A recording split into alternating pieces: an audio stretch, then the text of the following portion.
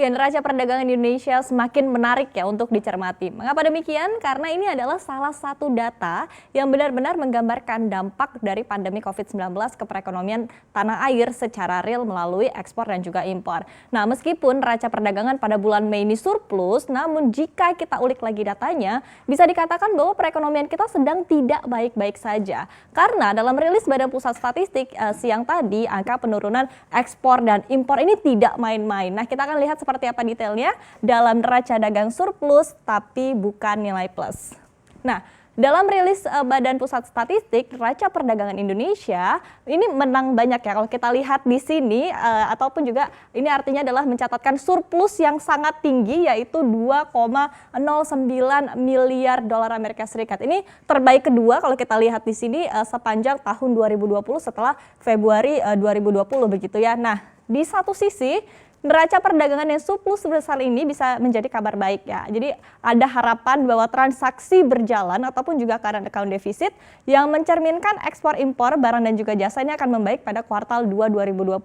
Meski demikian, kalau kita lihat lagi dua komponennya yaitu ekspor dan juga impor, ini ternyata sama-sama ambles. Nah, seperti apa kita akan simak dalam slide berikutnya. Nah, di sini nilai ekspor Mei 2020 bisa kita sebutkan kurang menggembirakan begitu ya. Nilai ekspornya hanya mencapai angka 10,5 miliar dolar Amerika Serikat atau turun 28,95% dibandingkan Mei 2019 ataupun juga year on year. Nah, nilai ekspor ini terbagi menjadi dua yaitu migas dan juga non-migas, di mana untuk non-migas ataupun juga migas ini masing-masing anjlok begitu. Untuk migas adalah 42,74% atau hanya 0,65 miliar dolar Amerika Serikat untuk migas. Sementara untuk non-migas adalah 27,81%.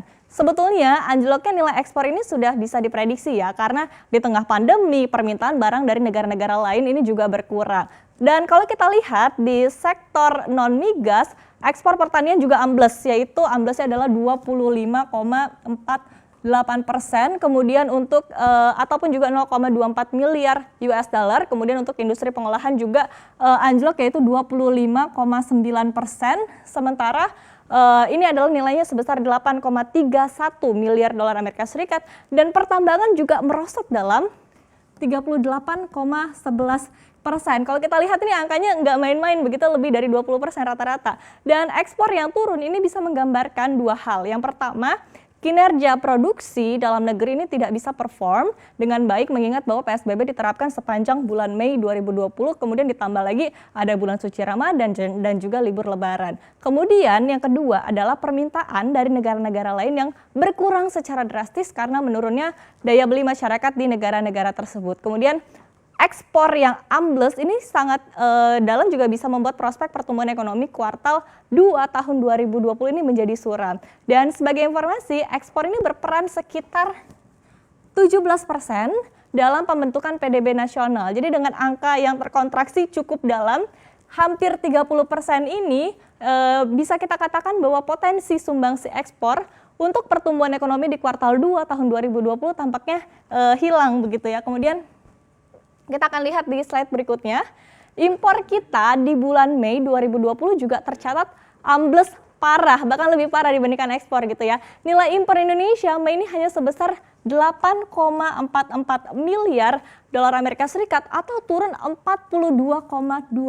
Bayangkan, ini hampir setengahnya begitu ya secara year on year kalau kita bandingkan dengan tahun lalu Mei 2019. Nah, jika kita bandingkan dengan April 2020, nilainya juga ternyata ambles dalam yaitu 32,65%. Ini turunnya begitu ya dari bulan April 2020. Nilai impor migas juga mencapai 0,66 miliar dolar Amerika Serikat ataupun juga amblesnya turun hampir 70%, yaitu sebesar 69,87%. Kemudian jika kita bandingkan tahun lalu, sementara nilai impor non migas ini mencapai 7,78 miliar dolar Amerika Serikat atau ambles sebesar 37,34% secara year on year. Nah, penurunan impor ini tidak selamanya baik ya. Kalau misalnya kita anggap bahwa impor ini turun itu artinya bagus begitu. Tapi kalau kita lihat di sini sebagai informasi, impor terbagi menjadi 3, yaitu impor bahan baku, kemudian barang modal dan juga barang konsumsi. Nah, di sini kalau yang berkurang adalah impor barang konsumsi, bisa kita katakan baik, artinya bahwa permintaan produk dalam negeri ini lebih bagus dari produk luar negeri. Tapi jika yang anjlok ini adalah impor bahan baku ataupun juga bahan modal, bisa kita katakan ini menjadi sinyal buruk bagi perekonomian dalam negeri. Dan tercatat bahwa penurunan impor bahan baku di bulan Mei ini ambrol yaitu mencapai 43%. Tepatnya adalah 43,03% secara year on year. Kemudian barang modal ini jatuh 40% year on year. Dan ini bisa kita katakan bahwa mengindikasikan sektor manufaktur Indonesia tidak berjalan. Dan terlihat juga bahwa dari data PMI pada bulan Mei ini hanya berada di level 28,6 saja. Nah, maka dari itu surplus neraca perdagangan yang melimpah ini bisa kita katakan pada bulan Mei sulit untuk dirayakan. Kenapa? Karena ambrolnya ekspor dan juga impor ini menjadi penegas ya bahwa suramnya prospek ekonomi Indonesia pada kuartal 2 tahun 2020. Nah, kita flashback lagi seperti apa proyeksi pertumbuhan ekonomi Indonesia yang telah diramalkan oleh sejumlah lembaga ekonomi di dunia. Kita lihat yang pertama adalah dari Bank Dunia yang memproyeksikan bahwa perekonomian Indonesia ini akan stagnan atau tumbuh 0% sepanjang tahun 2020. Kemudian kita akan lihat proyeksi yang kedua adalah dari Dana Moneter Internasional ataupun juga IMF yang meramal bahwa ekonomi Indonesia hanya tumbuh 0,5% saja begitu pada tahun ini. Kemudian yang ketiga, Organisasi untuk Kerjasama Ekonomi dan Pembangunan OECD ini bahkan memprediksi pertumbuhan ekonomi Indonesia bisa minus hingga 3,9%